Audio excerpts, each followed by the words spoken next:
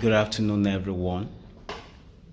I go by the name Shota De Olusegun, where this is another live session. And in this particular live session, I want to actually dissect the interlocking of dimensions. The interlocking of dimensions. So later I will use the image that I have hanging around my head right here. I will use it to, further illustrate what the proper structure of dimension, what the proper structure of dimension is. So there are some things I want to briefly say to us concerning dimensions. Now we know we could have 1D, which is just like horizontal line. We know we could have 2D, which is going to be in form of plane. And then we know we could have 3D, which is going to be in form of it's actually going to be in form of three-dimensional structure, such that we have length, breadth, height, things like that. So now when it gets to 4 dimension, Einstein said that for us to have 4 dimension, we're going to have 1 vertical dimension for time, and then we can just compact the 3-dimensional structure of the space as 1 dimension of the horizontal axis to have the 4 dimension. But then the question is, if we're to dissect the evolution of time, how will it be? So we say we have Big Bang, so there we have explosion that expands the universe, and then we say we have the singularity of the black hole, which is going to be the contraction or the contracting phase. You understand? So basically, by having the Big Bang, that expanding phase of the universe, as a result of that explosion, what will be the place of time in that? And then what will be the position of time in that contracting phase of the black hole? So to really get the structure of the universe, we need to understand that the evolution of time is actually from the singularity of the Big Bang into the singularity of the black hole. So now the black hole can actually represent the future phase. The Big Bang phase can, represent the past phase. And then the present phase can be represented by event horizon. I want us to get the clear picture of, the happenings that we have in the universe for us to be able to genuinely paint the reality of the universe. So now we know we have Big Bang, we have black hole. And so we have tagged the Big Bang to be the past, the black hole singularity to be the future, and the event horizon to be the present phase. Now, the thing is this. In that past phase, we have the expansion of the universe, which is known as the cosmological space. And in the black hole, we have the contracting phase of the universe. Good. So, if we are now to get a solution that can actually glue the expanding phase of the universe and the contracting phase of the universe together, what will it be? If we're to have now, if we tag, let's say we tag the contracting phase to be the quantum realm, and then we tag the expanding phase to be the classical realm, then if we're now to have a formula or a solution that we glue the classical mechanics to quantum mechanics, what would it be? That is the question. So now we know that by applying formula of everything, I have realized that the solution of the universe is domiciled in field. The solution of the universe is domiciled in field. So now, by having field can actually pervade the whole universe, and so we can have moving points, we can have static points in field. So the essence of having field is for us to have a kind of transition, because field can actually be an intrinsic property of classical mechanics, at the same time be an intrinsic property of quantum mechanics. And by having field to be the solution based on the application of formula of everything, then we genuinely have what can actually glue the classical mechanics to quantum mechanics. So now the thing is this.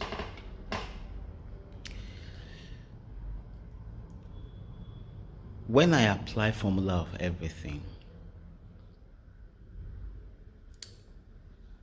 I discover that I have a vertical trajectory. That vertical trajectory, it symbolizes the trajectory of time.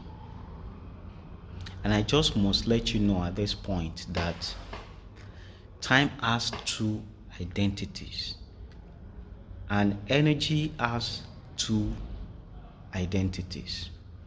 The primary identity of time, which we can as well call the default identity of time, is instancy. So by default, time is instant.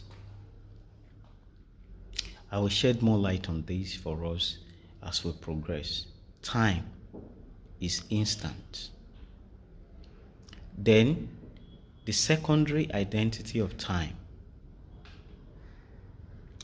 Time is continuous when in relativistic scaling with energy. So now, time is continuous when in relativistic scaling with energy. Time by default is instant. Please take note of the two identities of time. Now, energy. Energy by default. Energy is infinite. It means that energy has this ability, it has the capability to be everywhere. by default, energy is infinite. And that is why we know that even the vacuum is not an empty space. We have the presence of energy in the vacuum. Then the secondary identity of energy. Energy is discrete when in relativistic scaling with time. So now, if by default time is instant, and if by default energy is infinite, then definitely what would cause energy to be instantiated such that we can have mass convergence would be the influence of time. And from this we can get to know why it is so essential for time energy relativistic scaling to be in place. With that, we can get to know why it is so important for us to have the inversely related phenomenon or interactions that we often have between time and energy. So now we know that by having such constraint on energy, anytime energy is in relativistic scaling in relationship with time, then that could cause energy to have discrete nature. Because time will be, probing energy at all time.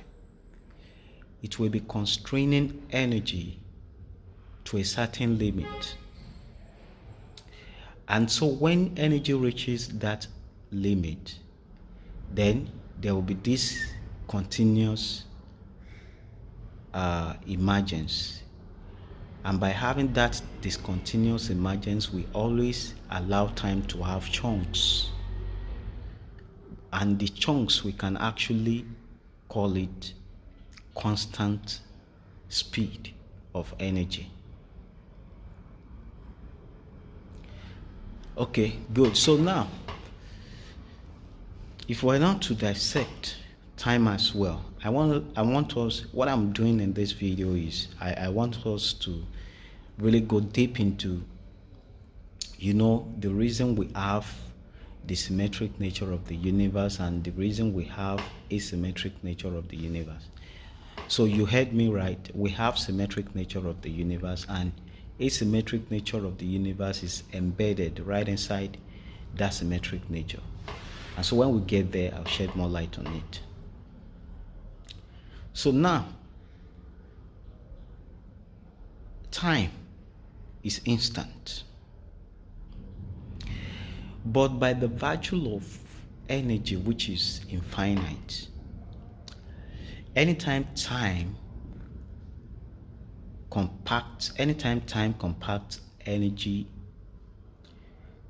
in a tiny space, such that we have accelerated momentum, probably constantly accelerating momentum, such that we have that, such increase or changes in momentum would, cause the emergence of mass convergence. So basically, for us to have such constantly accelerated momentum, then it will be right in the nucleus. So by being in the nucleus, it simply means that when we look at the time energy wave model, we see that the point where we have curvature of energy, by the time we have energy navigating that curvature, there will be changes in speed, and that changes in speed would scale energy in such a way that the discrete nature of energy will be smoothing. It will be smoothened, and for that we will be able to have that mass convergence momentum in such a way that it would align to the curvature of energy, and by having that, we're going to have standing wave. And once the moment we have standing wave, the projection will actually go into the higher dimension, and by going into higher dimension, then it means that we have entered into complex system.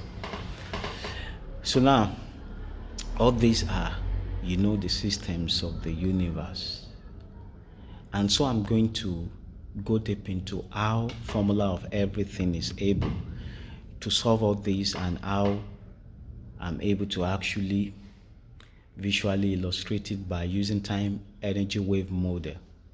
So from what I've just explained, now we can see the source of symmetric nature of the universe and the asymmetric nature of the universe.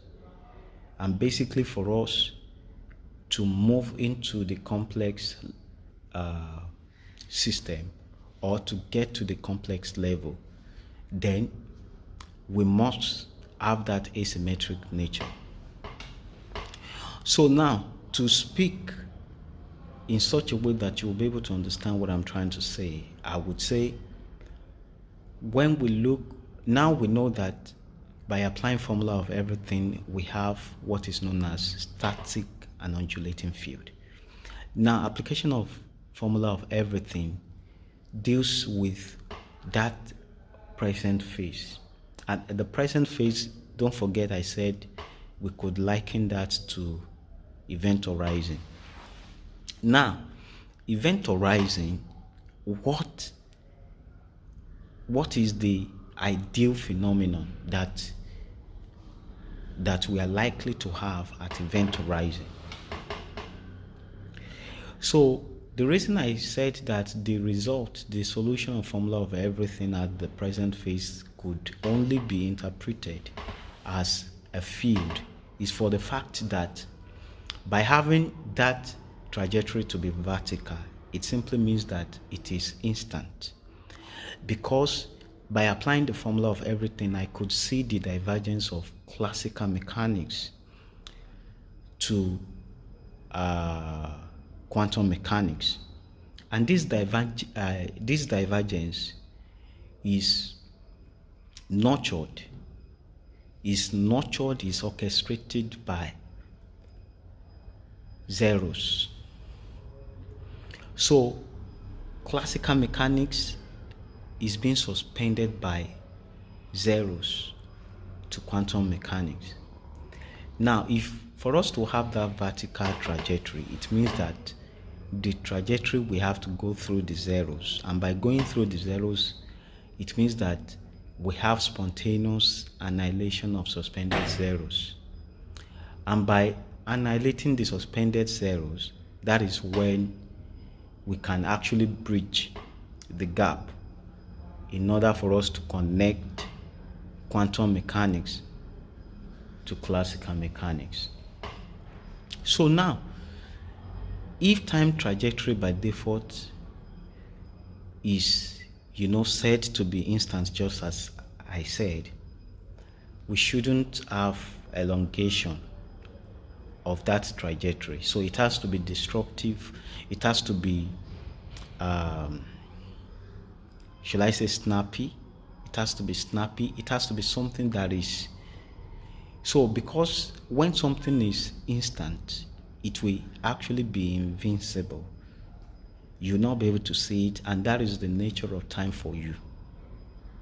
You understand? So in one of my uploads, I came up with a particular story to, give us the narrative of the universe.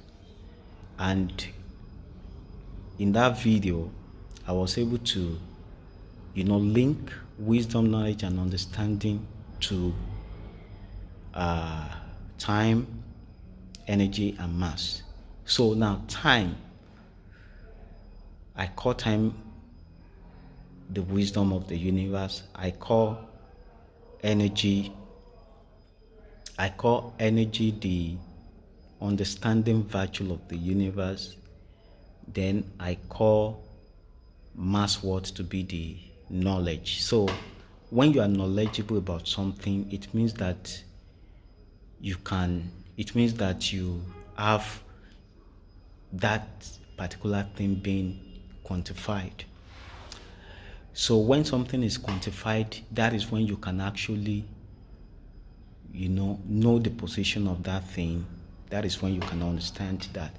So now the whole solution of formula of everything is tracking the position of quantum particle in relation to the position of classical mass worth. That's what it's all about. So now, by having the elongation, we have that elongation as a result of the infinite nature of energy. So it simply means that even at the static and undulating trajectory of time, it simply means that we have event. So the trajectory is not void of event. So because we're talking about vast gap right here, and so even though the trajectory is instant, yet we still have it being elongated by the virtue of energy in order to bridge that gap. And by having such elongated trajectory, I tag it to be a field. So it is not just like other field, it is a static and undulating field. So now, we can relate with that by saying, when you have an outside observer observing an object that is approaching event horizon, so when that object reaches the event horizon, the external observer will see that object as being static. So now, that what the observer is observing is the reality of the observer in that case. So basically that is pointing to one fact, that at event horizon there is this break of momentum. And of course that is really ideal in the sense that when we have an expanding universe, for such expanding universe to be transformed into a contracting, for that expanding phase of the universe to be transformed into a contracting phase of the universe, there must be a point where the momentum of the expansion has to break before it could transform into contracting phase of the universe.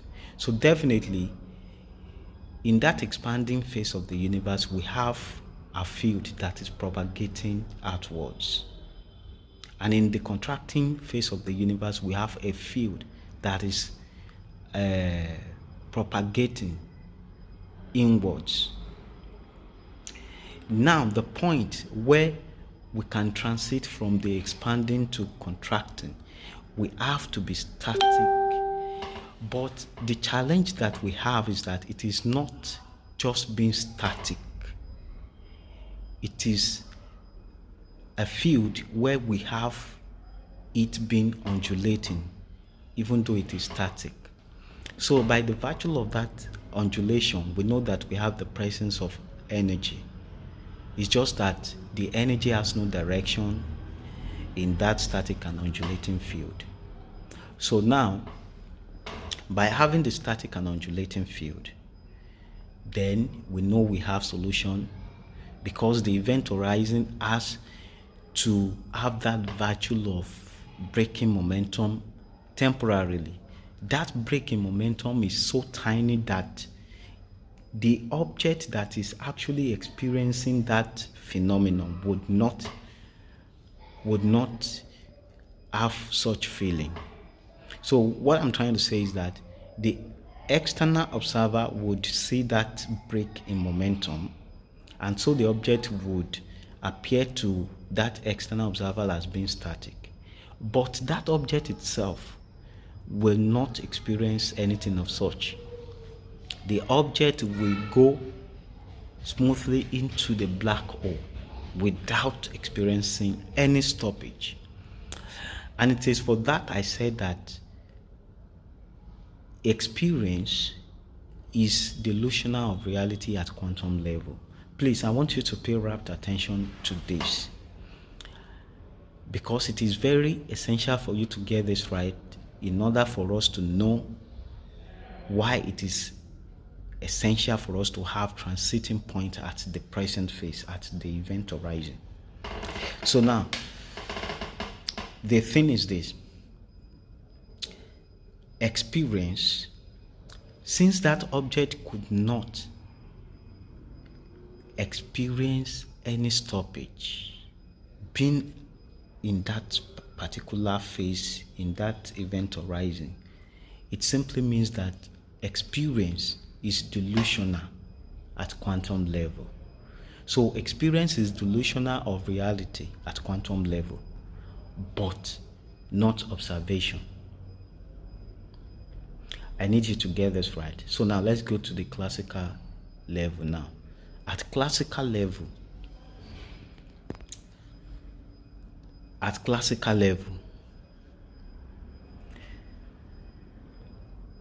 observation is delusional of reality at classical level, because what that external observer is observing is not the same thing that the object in that particular spot is experiencing. And so with that, we can say observation is delusional of reality at classical level, but not experience. So we know that at classical level, we actually have contact with objects that we relate with. So we could throw ball and then predict where the ball will land. But even with that, I must tell you that reality at classical level is just a close proximity. We don't have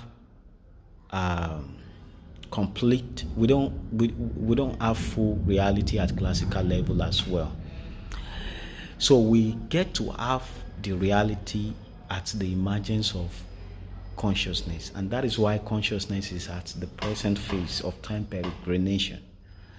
So what I'm trying to say now is that when we hold something, the moment we hold that thing, instantly we're going to be conscious of that. And it's until when we are conscious of what we have contact with, that is when we truly have a genuine contact with such object. Because every object, there is this intrinsic repulsive force, and that repulsive force usually gives us that, feeling, the sensation of something being solid. And so we need to know that. We really need to know that. So now, we know that it is until when we'll observe, the quantum phenomenon, that we can get that collapse of wave, such that we have the whole system in form of particle. And that's why I said observation is not delusional of reality at quantum level. So basically what that is telling us is that there must be a certain distance interval that we need to be to quantum object for us to have the needed observation to get reality at quantum level. So all the objects at quantum level that is when relativity is being considered. Now, in this particular video, we're going to get deep into the root into what relativity is. So when relativity is being considered, then reality of the object in the quantum spot will be visible by observation. That is when relativity is in place. So, but the object in quantum spot would not even experience any kind of fuzziness. You understand? The object will be able to interact in that environment just as normal as we often interact in our classical environment. So it's until when relativity is involved that then it becomes a big problem because of speed difference factor. So speed difference factor is the issue. The momentum of objects at classical level is quite different from the momentum of objects at quantum level. And so that effect of speed difference factor must be accounted for in relativity. So we need to understand this quite all right. And now we know that relativity is an integral part of the structure of the universe. So as we, later delve into the diagram that we have right here, we'll be able to understand better. So now we are going to get, the true nature of dimensions in this particular video. But then it is very essential for us to know the effect of relativity. I will have to give kudos to Albert Einstein for having relativity the way we have it. Relativity is one key factor in the system of the universe. And then you will get to know that as we, delve deep into it. So now, the structure of the universe, it has to be the way we are going to explain it in this video, because it is only by having dimensional structure that we can have symmetries. We know that by having the curvature of time to energy, we're going to have variation, because curvature will actually be embedded with variation. But then the constancy has to be linear. And because of that, we have this equilateral triangle. And that equilateral triangle is embedded right inside the curvature of time to energy in our time energy wave model. And that is why the formula of everything is dt dm. Dt dm signifies the evolution of time per mass convergence. And then equal to capital Un plus 4m, that is the linear solution that is nested right inside the curvature of time to energy. And by having that, we can have that equilateral triangle when we apply formula of everything. Now, one thing about formula of everything another thing we need to know about formula of everything is that it's a powerful formula that feeds back on itself. It simply means that when you use an input to generate an output, you can as well use the generated output as input to generate further output. And now by using this, by having three phases of results, when we reiterate the application of formula of everything, we now get to the core part of the future singularity. And right inside the core of the black hole singularity, what I discover is synonymous to quasar signal, is synonymous to quasar-like, it's synonymous to quasar signal. Quasar signal, the flipping, the swinging forth and back of the quasar signal, that is what I discover. right at the core of singularity of black hole. How do I discover that? Now, when you apply formula of everything, let's say you use quantum mass worth, which is 9.109 times 10 raised power minus 31. If that mass worth is what you use, then you will get the classical counterpart, which is going to be 2,277,250,000 kilograms. That value that you get, if you put that value in the formula of everything in the place of the two m's to confirm the mass worth of electron, you will get 9.109 times 10 raised to power minus 32 instead of getting 9.109 times 10 raised to power minus 31. And from that you can get to know that minus 32 is smaller than minus 31. So we have that electron's mass worth being decayed by the value of power of minus 1.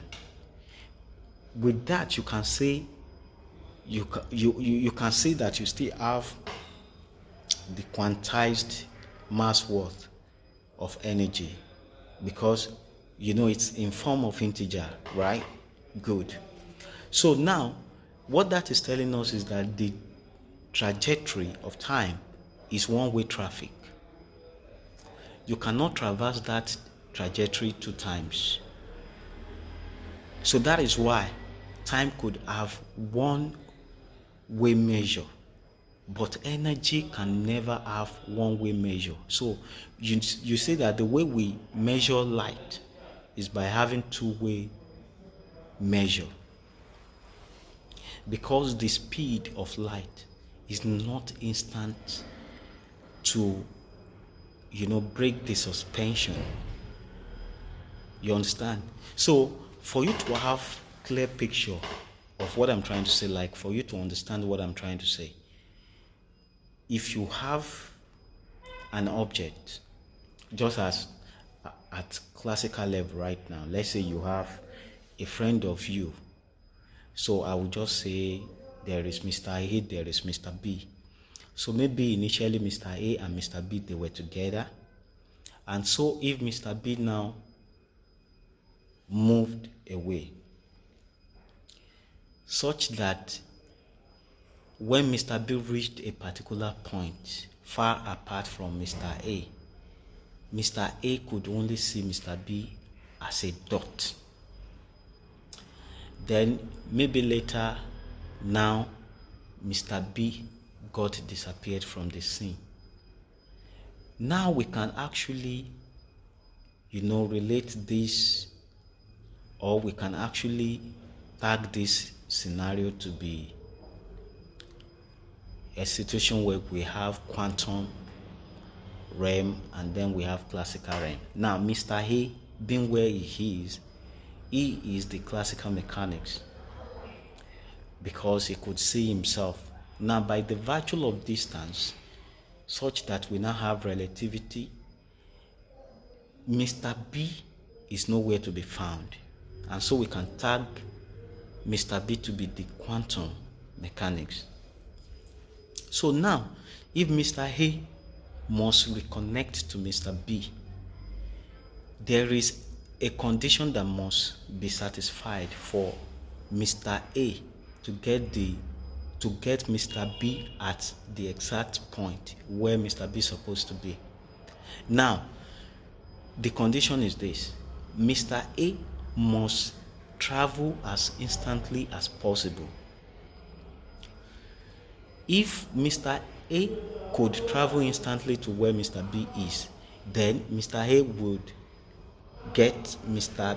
B where he's supposed to be. And that is what time. That is why time is instant, because it is only through the trajectory of time that we can get reality of the universe. So now if Mr. A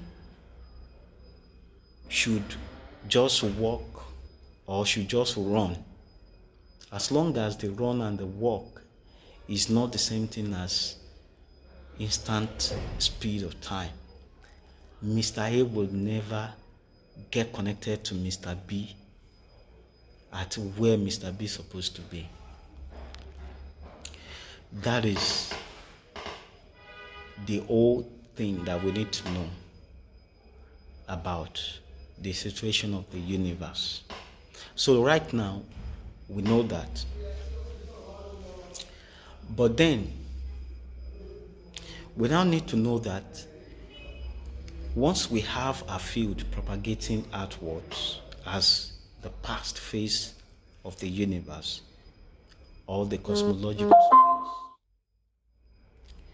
and then we have a phase that is contracting, which is the black hole phase of the universe, then the transiting point will be a point where there will be no directional propagation. So the directional propagation of the past phase being outwardly propagated must be totally eliminated at the present phase, so as to allow for the inverse version of that momentum, inverse version of that propagation, which will now be contracting. So the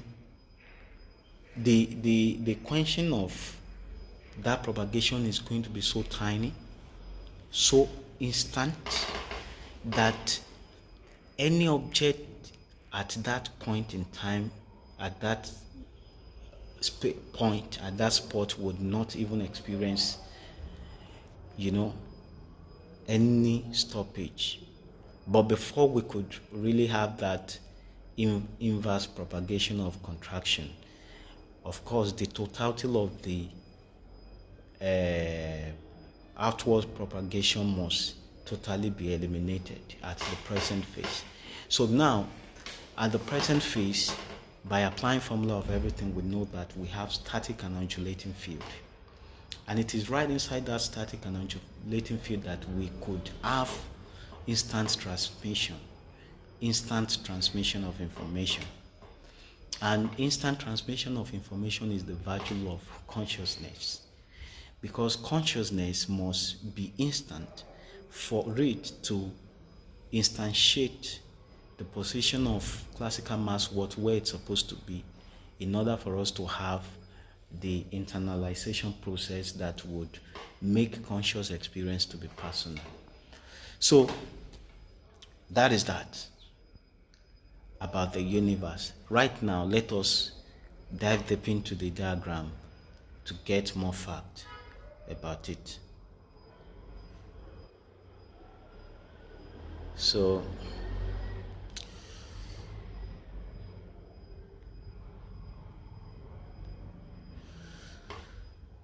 right now,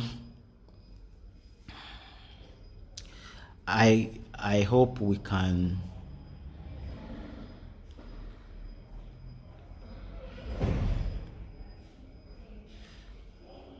so let me do it this way. I can actually make it big, so I'll be taking it up for us to be able to see everything. So right now, you can see the title is Shotadiology Lecture 1. Basically, I told you there is a field coined from my surname, which is Shotadiology. And that field is going to be, a novel field in science. There is where we can get to know the real system of consciousness. We can get to know the whole science of consciousness, the whole science of free will, and some other things like that. So it's going to be an outstanding field. So right now, dimensions. We're going to start with 1D. And 1D is just for us to have an horizontal line. But basically, the line that we have is actually more than being a line, because right inside it we have this intrinsic flavor of relativity. And so you could see that the line to this red circle is red. Right at the middle we have another line which is blue to that blue convergence, that blue circle. I want you to pay attention to the 1D, the one that we have up here, the horizontal line. So now, the 1D, as horizontal as it is, there is this inverse relationship that we have, which is the relativity. So now relativity is inversely related anytime, any day. I'll give you an example. In that expanding phase of the universe, yes, we know that time is scaling high, while the energy is actually scaling low. And we can only have an expanded space when energy is low, because the expansion will cause energy to be low. So now you can see the relationship between energy and time. The relationship is inverse. And the relationship between time, mass, energy, the relationship between those three elements, the relationship is inverse.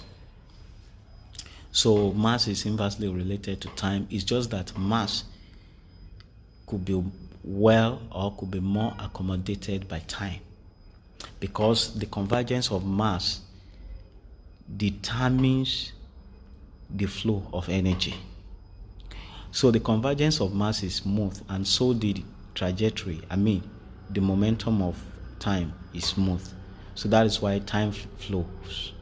That is why time is continuous.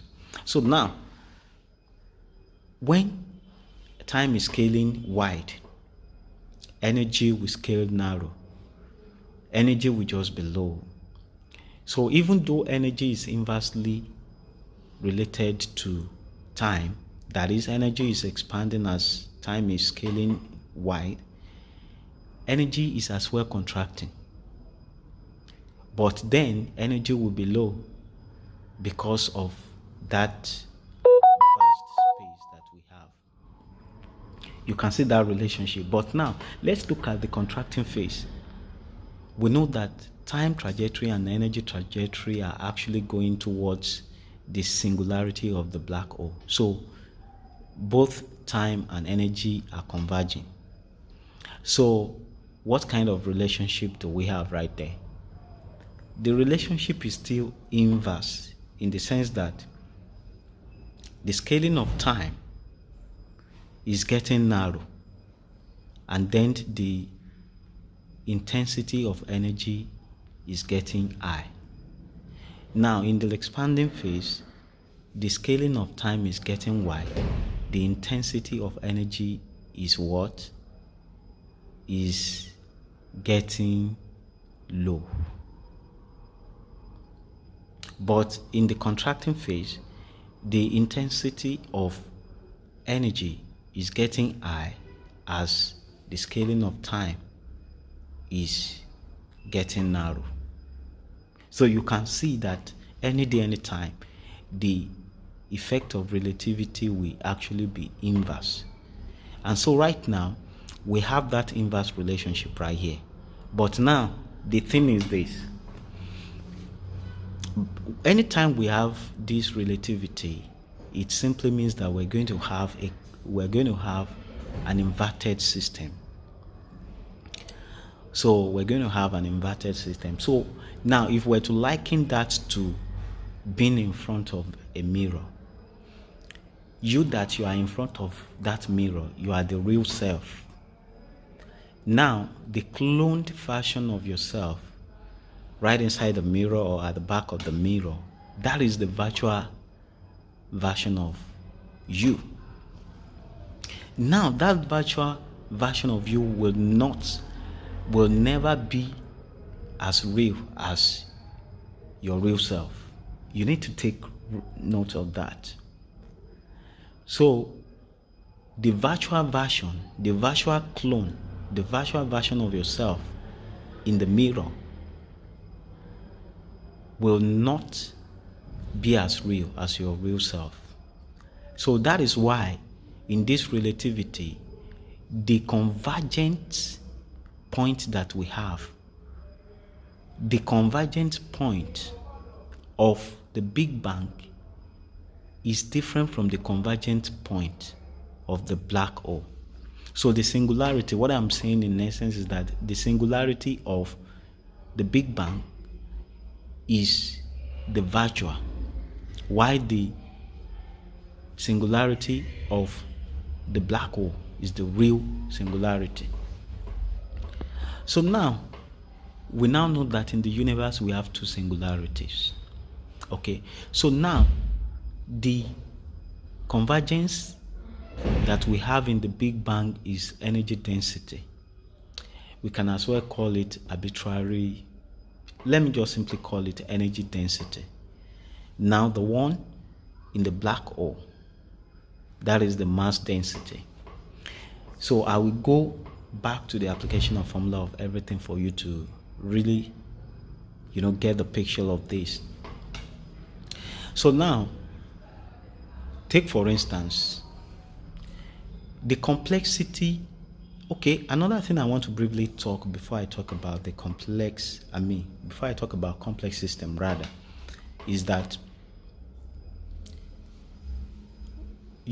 I said when you traverse the trajectory of time, the second time, you will not get the actual quantum mass worth. Instead of getting the real mass worth of electron, you get a decayed version. And that is being decayed by the power of -1. And from that, you can get to know that energy is discrete. Now, if you substitute that decayed value into the formula and then rerun that formula, the classical mass worth that you will get will not be 2,277,250,000 kilograms again. That will have been decayed by almost 2 billion worth. Yes, it will have been decayed by almost 2 billion worth rather. So now, we now know that by having that decay value is not absolute. It is somehow random. You understand? So now it is almost about 2 billion worth. Now you can see a chaotic phenomenon right there. The tiny decay of the quantum mass worth has led to the huge decaying mass worth of the classical mechanics, of the classical mass worth. So right now, you can see where the butterfly effect comes from. Even though you can track the decay value at quantum level, you can't track the decay value at classical level. So it is only the formula of everything that has given us the power to track the exact worth of that decay in that sense. Now, when you reiterate the application of formula of everything, you will now discover that the other phase of results that you will get will retract the value, or rather, yes, it will retract the value back to the actual value of electron. So if you use that decayed value of the classical mass worth in the formula and you run it, then you will now get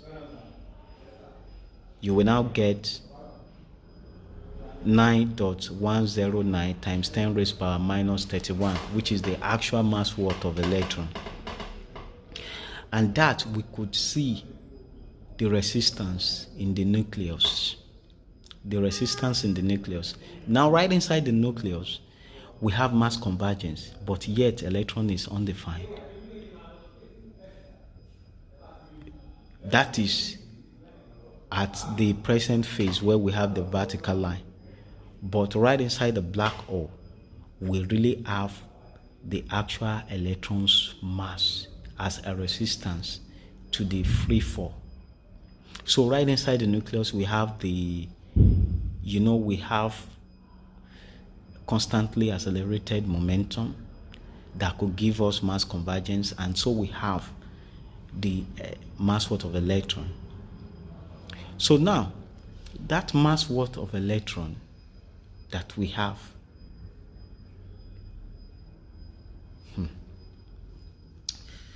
if we rerun the value again,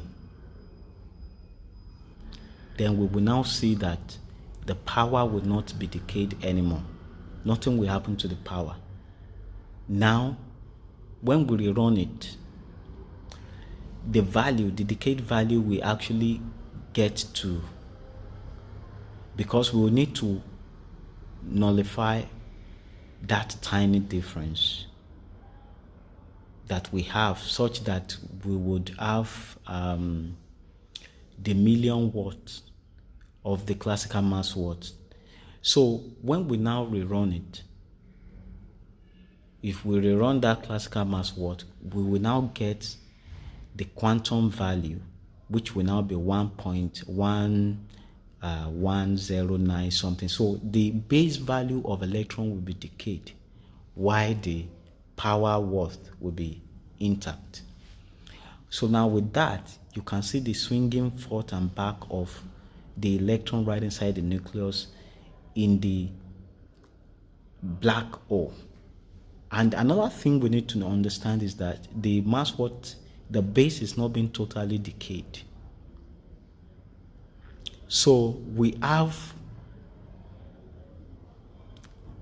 what should I call it? Asymmetric worth right there, or should I say we have random worth, because we have 1, it is being decayed to 1, but we're not really having 1 as integer, we have .1. So basically the asymmetric, the difference that we have, would be what will trigger maybe in the next phase of the recycling. That is what will trigger the actual electron's worth. So you can see that by applying formula of everything, if you reiterate formula of everything in 3 result phases, you will get quasar-like signal right inside the core singularity of the black hole. So that being said, now let's get back to the diagram. Here we have the diagram. The horizontal line has an intrinsic virtue of relativity, and we know that is inverse relationship, you understand? And so the singularity of the Big Bang is an arbitrary mass worth, while the singularity of the black hole is the real mass worth. So now what I want to say is that in the core of the black hole we have the real mass worth, and that is why we could say the black hole has the real mass worth right here as we have it. But at the vertical phase, which is the present phase of time peregrination or the event horizon, we have mass convergence that could be the real mass worth of proton and neutron. But basically, if we're trying to get the instance, the point where the real electron's mass will be generated, then we will have to call that mass convergence, mass formation, and arbitrary mass in that sense. So now, here we have the real mass worth is in the black hole, the virtual mass worth is in the Big Bang singularity. We have that right there. That is 1D. Now, when we get to 2D, what we're going to have is that when we have a clone, we need to have an inversely related clone of this horizontal line of 1D for us to really have 2D. So now from here, when you look at the 2D, focus on the 2D now. The 2D, the first horizontal line that we have is the same thing as the 1D that we have here. Now the inverse clone of that is what we have below. And then you can see that here we have red line, here we have blue line, but here we have blue line, and here we have red line. Now, when you now look at the point where we have the convergence, you can see that we have red line to red line. So that symbolizes the contracting phase of the universe. Why this red to blue symbolizes the expanding phase of the universe. So basically, right at the compacted phase of the universe, where the nucleus, in the nucleus we really have huge repulsive force that generates that sensation of that convergence to be solid. You understand? So you can see that right there. So now by having the cloned version to be inversely related to the original, then we will need to have additional relativity, which will be vertical, and that could be termed as the trajectory of time. So we have that relativity connection to it, and so we now have this as a plane to form the 2D. So now let me shift this thing up.